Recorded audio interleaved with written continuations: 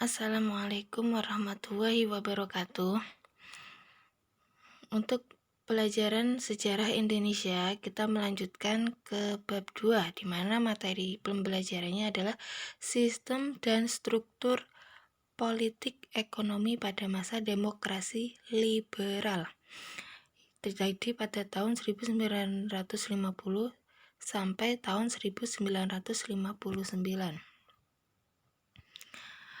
Presiden pada masa demokrasi liberal yaitu adalah Presiden Soekarno. Dan pada masa demokrasi liberal, pada waktu itu masih belum ada pemilihan umum. Jadi Presiden Soekarno pada waktu itu ditunjuk pada rapat PPKI untuk dijadikan kepala negara atau presiden dan disetujui oleh MPR. Selanjutnya, yang pertama, perkembangan politik pada masa demokrasi liberal.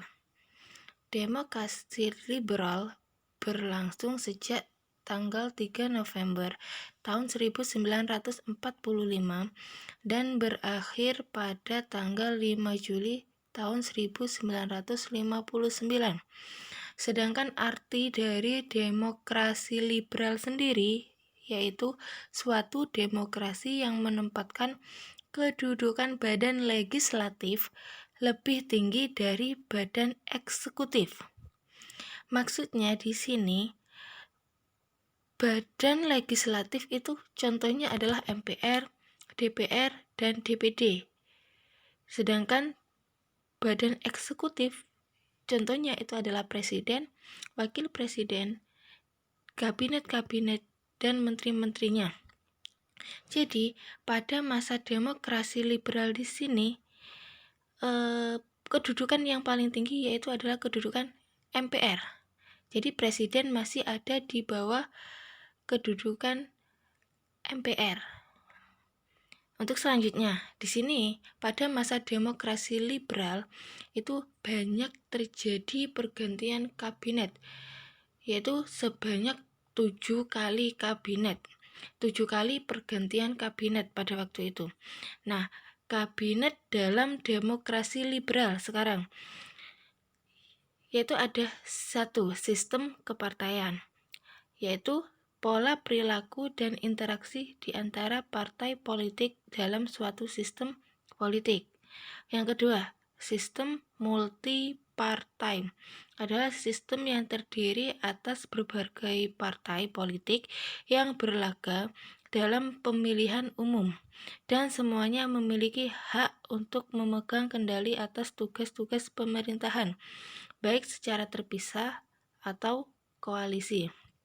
Nah, pemilu pertama kali di Indonesia itu terjadi setelah 10 tahun kemerdekaan Indonesia. Jadi, sekitar tahun 1955 itu terjadi pemilihan umum yang pertama kali. Nah, maksud dari koalisi tadi, koalisi adalah sebuah atau kelompok persekutuan, gabungan atau aliansi beberapa unsur di mana dalam kerjasamanya masing-masing memiliki kepentingan sendiri-sendiri dalam hubungan internasional. Sebuah koalisi bisa berarti sebuah gabungan beberapa negara yang dibentuk untuk tujuan tertentu. Sekarang kabinet pada masa demokrasi liberal, di mana yang pertama yaitu adalah Kabinet Nasir, bertugas mulai tanggal 6 September tahun 1950 sampai 21 Maret tahun 1951. Pada masa Kabinet Nasir merupakan kabinet pertama setelah RIS bubar. Yang kedua, salah satu keberhasilan Kabinet Nasir adalah diterimanya Indonesia sebagai anggota PBB yang ke-60 pada tanggal 28 September tahun 1950.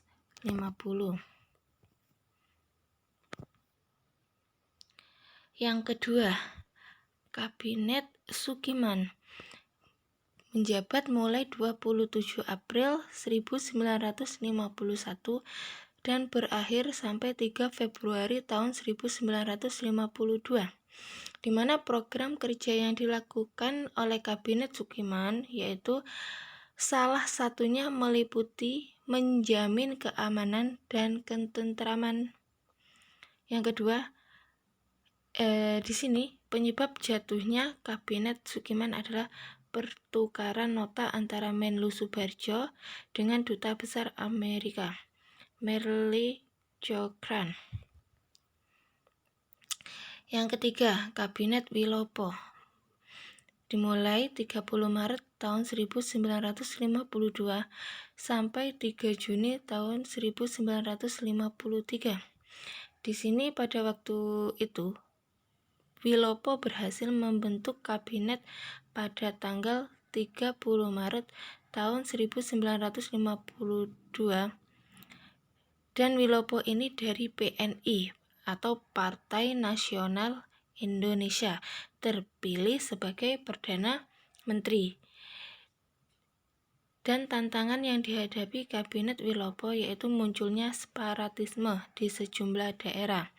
Dan pada tanggal 3 Juni tahun 1953, Wilopo mengembalikan mandatnya kepada Presiden.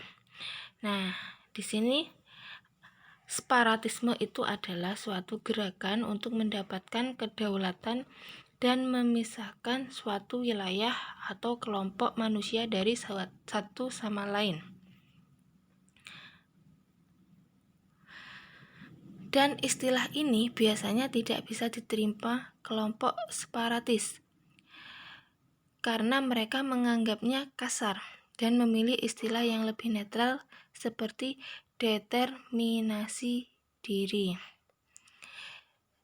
Selanjutnya, yang keempat adalah Kabinet Ali Sastro Amijoyo I, dimulai tanggal 31 Juli tahun 1953 dan berakhir sampai tanggal 12 Agustus tahun 1955.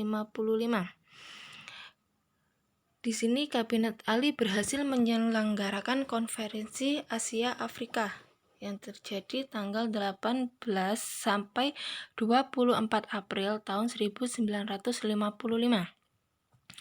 Kabinet Ali jatuh akibat berlarutnya masalah yang dihadapi TNI AD sebagai kelanjutan dari peristiwa 17 Oktober tahun 1950, yaitu peristiwa Tanjung Morawa, di mana kronologi peristiwa Tanjung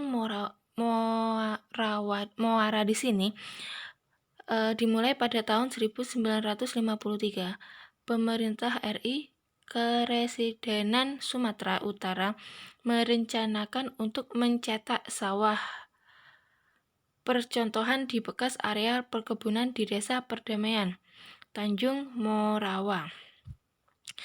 Akan areal perkebunan itu sudah ada penggarap liar. Namun usaha pemerintah untuk memindahkan penggarap liar dengan mengganti rugi dan menyediakan lahan pertanian baru, namun karena musyawarah gagal, maka pemerintah terpaksa mentraktor area tersebut. Dan dalam suasana kacau, banyak jatuh korban, meninggal, dan luka-luka. Yang kelima, Kabinet Burhanuddin Harahap.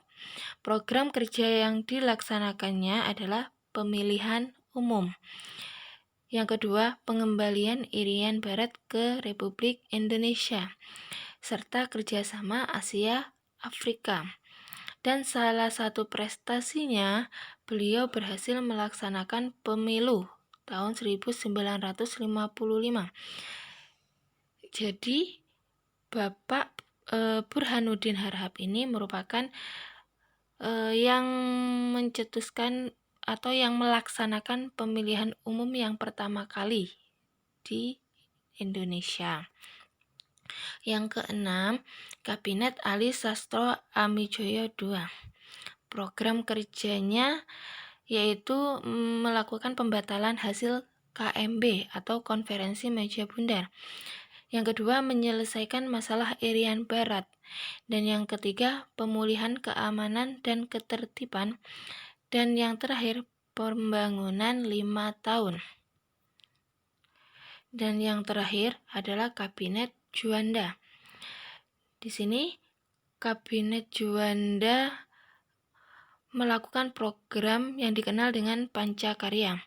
Dan pada masa Kabinet Juanda terjadi upaya pembunuhan terhadap Presiden Soekarno yang disebut peristiwa Cikini yang terjadi pada tanggal 30 November tahun 1957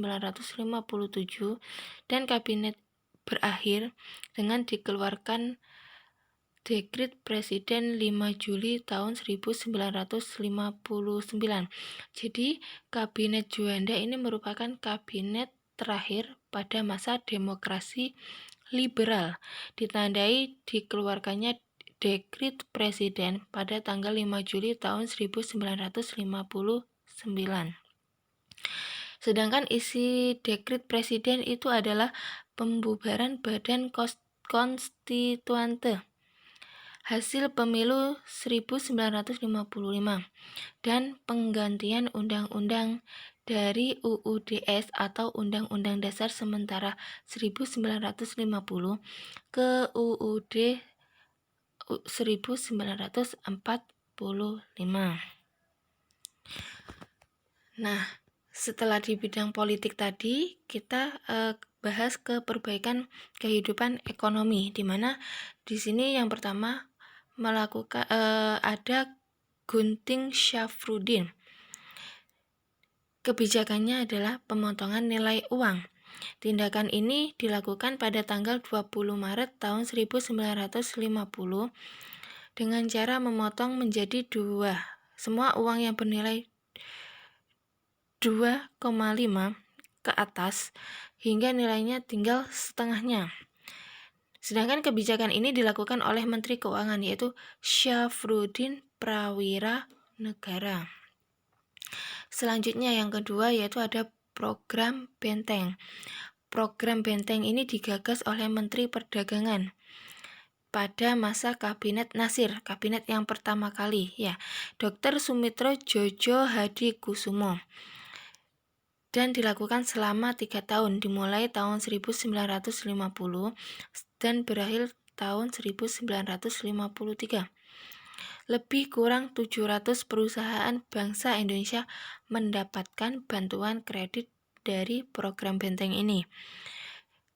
Namun, kegagalan program ini disebabkan para pengusaha pribumi tidak dapat bersaing dengan pengusaha non-pribumi atau pengusaha asing.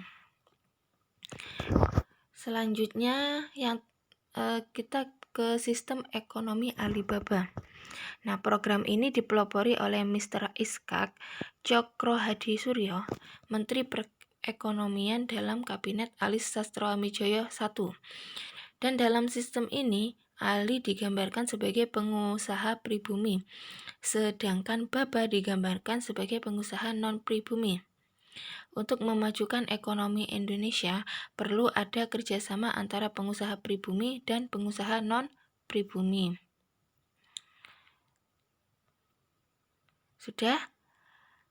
Terima kasih. Pembelajaran untuk bab 2 pada masa demokrasi liberal di sini.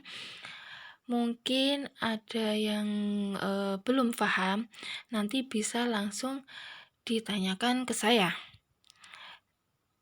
Untuk hari ini kita selesaikan dulu, kita akhiri. Terima kasih. Assalamualaikum warahmatullahi wabarakatuh.